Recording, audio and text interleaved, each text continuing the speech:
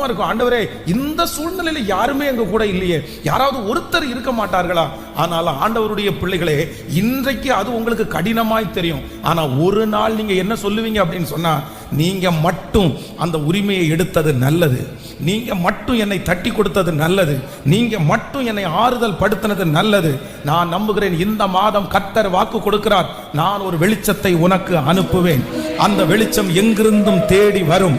அது வனாந்தரத்திலிருந்து உங்களை தேடி வரும். நீங்கள் அறியாத இடத்திலிருந்து அந்த வெளிச்சம் உங்களை தேடி வரும். அவர் அனுப்புகிற அந்த வெளிச்சத்திலே இந்த சூழ்நிலையை நீங்கள் கடந்து போவீர்கள்.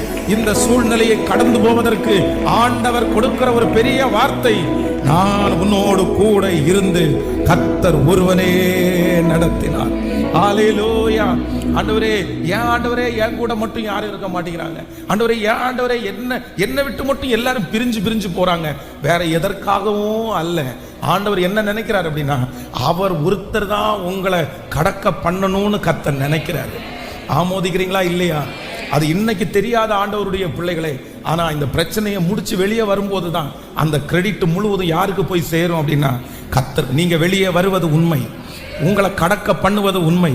நீங்கள் இந்த யோர்தானை கடப்பீர்கள், நீங்கள் இந்த செங்கடலை கண்டிப்பாக கடப்பீர்கள்.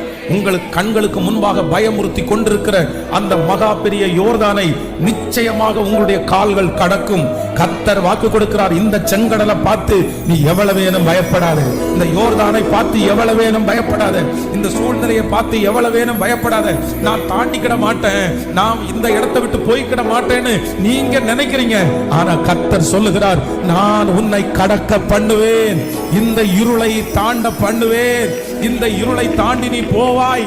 அந்த இருளிலே கடக்கும் போது யாருமே உன்னோடு கூட இருக்க மாட்டார்கள். ஆனால் கர்த்தர் சொல்லுகிறார், நான் உன்னோடு கூட இருப்பேன். நீ என்னை குறித்து சாட்சி சொல்லுவாய். கர்த்தர் ஒருவரே, கர்த்தர் ஒருவரே, கர்த்தர் ஒருவரே என்னை கடக்க பண்ணினார். ஹல்லேலூயா. அவர் ஒருவர் மட்டும்தான் கூட இருந்து அந்த பிசினஸை கர்த்தர் வளர்த்த போறார். அவர் ஒருவர் கூட இருந்து உங்க பிள்ளைகளுக்கு அந்த காரியத்தை கர்த்தர் செய்ய போறார்.